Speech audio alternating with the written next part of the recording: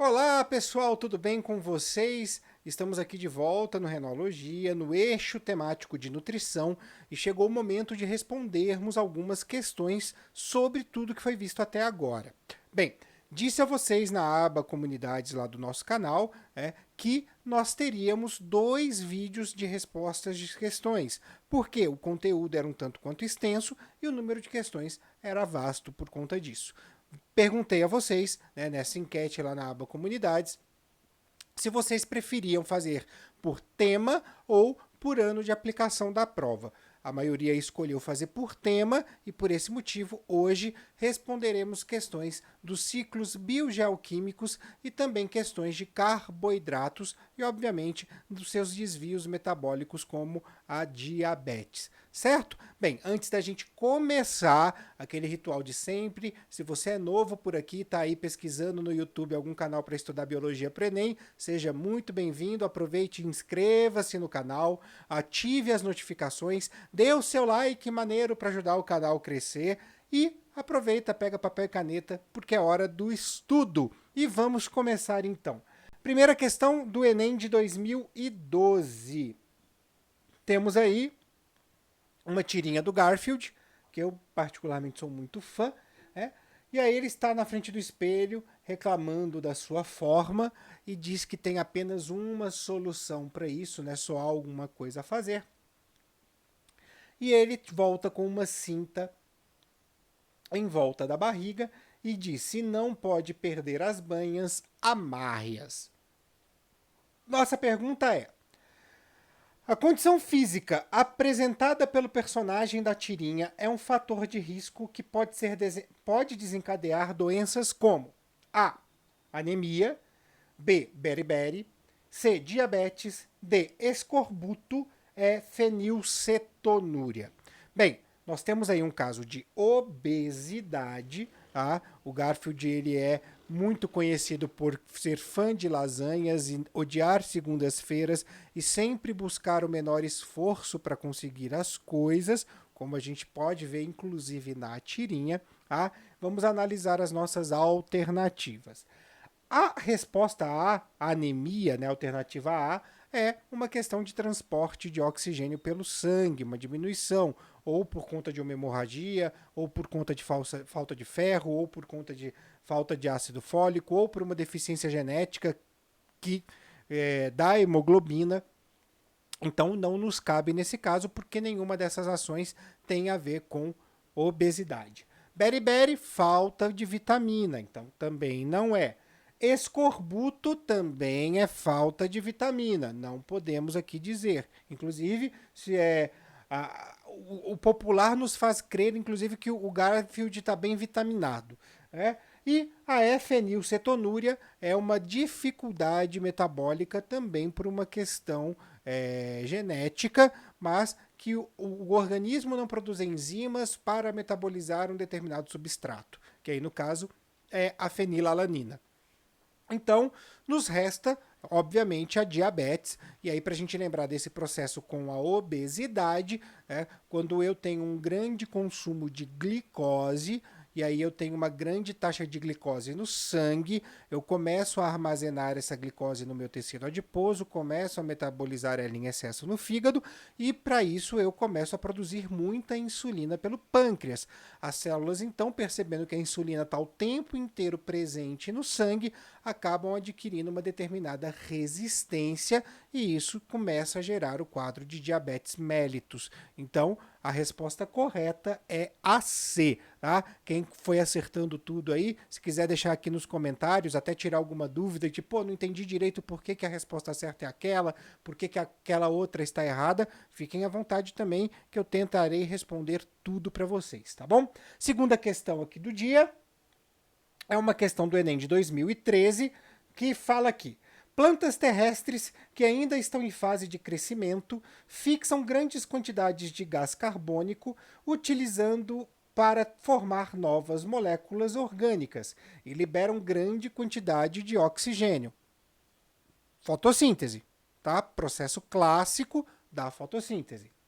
No entanto, em florestas maduras, cujas árvores já atingiram o equilíbrio, o consumo de oxigênio pela respiração tende a igualar a sua produção pela fotossíntese. Ou seja, eu tenho uma concentração de oxigênio numa floresta madura e inalterável, porque eu consumo o mesmo tanto que eu produzo, ou seja, eu tenho um equilíbrio dessa concentração. A morte natural de árvores nessas florestas afeta temporariamente a concentração de oxigênio e de gás carbônico próximo à superfície do solo, onde elas caíram. A concentração de oxigênio próximo ao solo no local da queda será A. Menor, pois haverá consumo de oxigênio durante a decomposição dessas árvores. B.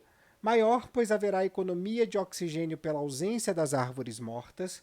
C. Maior, pois haverá liberação de oxigênio durante a fotossíntese das árvores jovens. D. Igual, pois haverá consumo e produção de oxigênio pelas árvores maduras restantes. E. Menor, pois haverá redução de oxigênio pela falta de fotossíntese realizada pelas árvores mortas.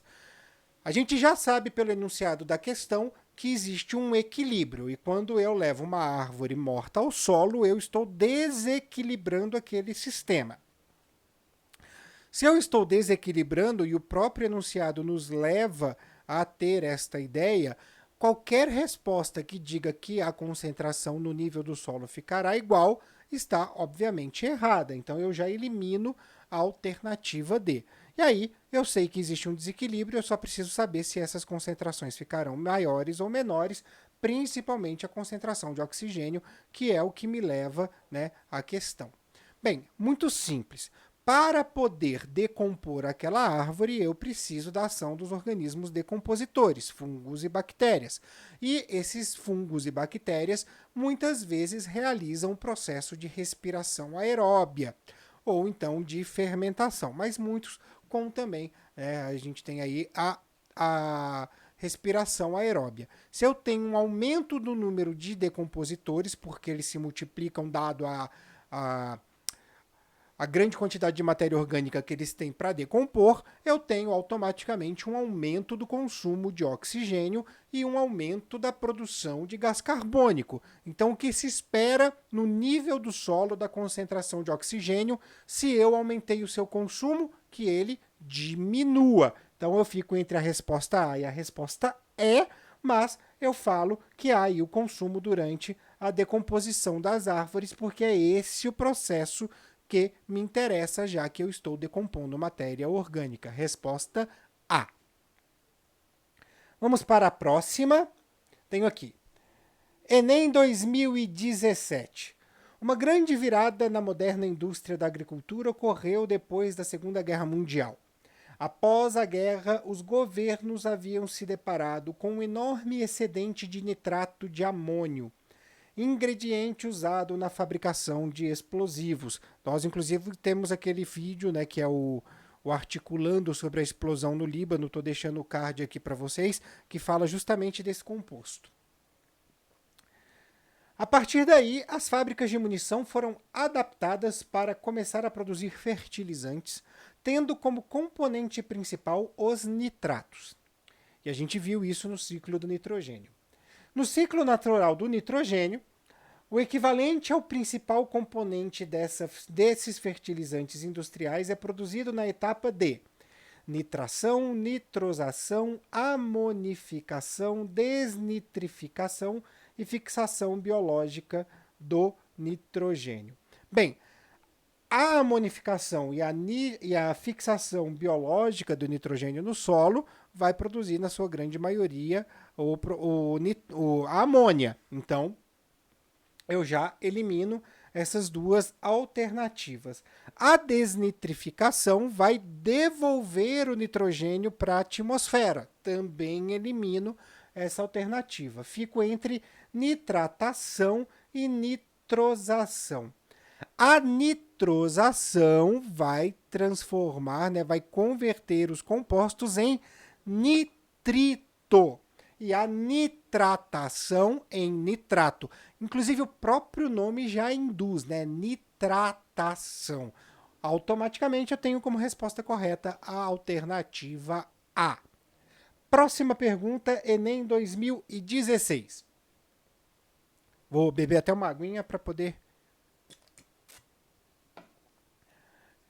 lubrificar a garganta. Portadores de diabetes insípidos. Lembra que eu falei para vocês na nossa aula de diabetes que isso já tinha caído no Enem? Né? Diabetes insípidos, que pouca gente conhecia. Tá aí, ó. Portadores de diabetes insípidos reclamam da confusão feita pelos profissionais de saúde quanto aos dois tipos de diabetes, amélitos e insípidos. Enquanto o primeiro tipo está associado aos níveis ou à ação da insulina, o segundo não está ligado à deficiência desse hormônio. O diabetes insípidos é caracterizado por um distúrbio na produção ou no funcionamento do hormônio antidiurético, na sigla em inglês ADH, também vimos que pode ser chamado de vasopressina, secretado pela neurohipófise para controlar a reabsorção de água pelos túbulos renais. Tendo em vista o papel funcional do ADH, qual é um sintoma clássico de um paciente acometido por diabetes insípidos? A. Alta taxa de glicose no sangue? Essa é da mellitus. Aumento da pressão arterial? Pode ser consequência, vamos guardar. Ganho de massa corporal? Não, a gente não está trabalhando aqui com metabolismo energético. Anemia crônica? Mais uma vez, a gente não está trabalhando com transporte de oxigênio. Desidratação? É provável, então a gente fica entre a B e a C. Mas vamos levar em consideração aquilo até que o enunciado nos diz, né? Que o ADH trabalha com a reabsorção de água nos túbulos renais. Se eu tenho pouca quantidade de ADH, eu tenho pouca reabsorção de água nos túbulos renais. Automaticamente eu tenho um aumento do meu volume de urina formada. Não só no aumento do volume, como aumento também da diluição dessa urina. Por isso, como consequência disso, e um sintoma muito fácil de se identificar a diabetes insípidos, eu tenho a desidratação. Alternativa é uma questão bem fácil para quem conhece a diabetes insípidos. Vamos então para a próxima, Enem 2018. Para serem absorvidos pelas células do intestino humano, os lipídios ingeridos precisam ser primeiramente emulsificados. Nessa etapa da digestão, torna-se necessária a ação dos ácidos biliares, vistos que os lipídios apresentam uma natureza apolar e são insolúveis em água. Esses ácidos atuam no processo de modo a hidrolisar os lipídios, B. Agir como detergentes, C. Tornar os lipídios anfifílicos, D. Promover a secreção das lipases, E. Estimular o trânsito intestinal dos lipídios. Bem, os sais biliares não são funcionários da CET, eles não vão estimular o trânsito intestinal dos lipídios, eles não vão transformar as moléculas em anfifílicas, não vão promover a secreção de lipases, porque isso é algo que já acontece no nosso processo digestório por uma série de outros feedbacks do organismo. Também não vão quebrar e hidrolisar os lipídios, porque isso é função das próprias lipases, ou seja, agir como detergentes, fazer então essa emulsificação, que é preparar aqueles lipídios para que naquele meio mais aquoso eles possam estar preparados para sofrer a ação das lipases, certo? Agir como detergentes. Quer ver como isso funciona? Põe lá água e óleo junto e pinga uma gotinha de detergente. Facinho de entender como os sais biliares vão funcionar. Uma questão da FUVEST de 2010. A gente tem aí uma tirinha do Níquel Náusea, que eu também gosto muito, é uma tirinha, uma obra que possui bastante conceitos de biologia, né? Os biólogos adoram Níquel Náusea. Então, tá lá a traça, né? Que livro interessante. Aparentemente parece ser um padre, né? Na biblioteca, fecha o livro com tudo. E ela fala, é um livro que prende um leitor. Os animais que consomem as folhas de um livro alimentam-se de celulose contida no papel. E até falei que a gente não quebra celulose, né? Isso, quando falamos de carboidratos, eu trouxe essa informação para vocês. Em uma planta, a celulose é encontrada, esse é praticamente um presente, né? FUVEST dando seus presentes. A. Armazenada no vacúolo presente no citoplasma. B. Em todos os órgãos como componente da parede celular. C. Apenas nas folhas associadas ao parênquima. D. Apenas aos órgãos de reserva como caule e raiz. E. Apenas os tecidos condutores do xilema e do floema. Bem, reserva energética de planta é amido, não é celulose, tá? A celulose está na parede celular de todas as células vegetais. Ela é uma característica da célula vegetal e isso só nos faz crer que a resposta correta, sem muita enrolação, é a letra B, em todos os órgãos como componente da parede celular. A nossa última questão, da Universidade do Estado de Santa Catarina, o vestibular do segundo semestre de 2016. Essa questão é bastante interessante. Na composição química das células, um constituinte de extrema importância são os glicídios, os carboidratos, também chamados de açúcares ou carboidratos. Eu gosto porque eu leio, eu completo e depois ela me completa e eu fico redundante. Acontece. Analise as proposições com relação a estas moléculas. 1. Algumas são a fonte primária de energia para as células e outras atuam como reserva desta energia. Sim, a glicose é uma fonte primária e o amido e o glicogênio são reserva. Correto, alternativa 1, ok. Alguns glicídios são importantes na formação dos ácidos nucleicos. Sim, também. Ribose e desoxirribose. São 2 monossacarídeos de 5 carbonos, ou seja, pentoses. 3. Como exemplo destas moléculas, pode-se citar a glicose, sim, né, uma hexose, monossacarídeo. O amido, sim, um polissacarídeo de reserva vegetal. O glicogênio, polissacarídeo de reserva animal. E a celulose, que acabamos de ver, componente das paredes celulares das plantas. 4. Além de função energética, elas podem ter papel estrutural em algumas células. Falamos do glicocálice, lembram disso? Que é fundamental para a nossa identidade molecular, é uma função estrutural dos carboidratos.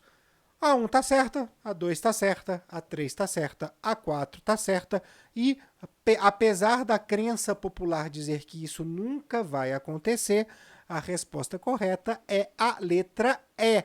Todas as afirmativas são verdadeiras. Tudo bem? Essa foi a nossa primeira parte de respondendo questões sobre o nosso tema, né, o que foi visto até agora nesse nosso eixo temático de nutrição. Não esqueça, se você ficou com alguma dúvida, fique à vontade, comente. Eu vou responder as dúvidas que forem colocadas aqui, sim. Se você acertou tudo, também dá uma sinalização pra gente, fala aí o que você acertou, o que você errou. Eu vou ficando por aqui. Hoje não teve imagem feita, né? Não teve nenhuma imagem produzida para aula, mas lembro que se você seguir a gente lá no Instagram, @renologia, você vai ter a possibilidade de pegar as imagens que eu produzo aqui para o canal, para poder estudar, para poder utilizar num trabalho escolar e tudo mais, tá? Segue a gente lá no Instagram, @renologia. Deixo aqui um grande beijo a todos e a todas. Até a próxima!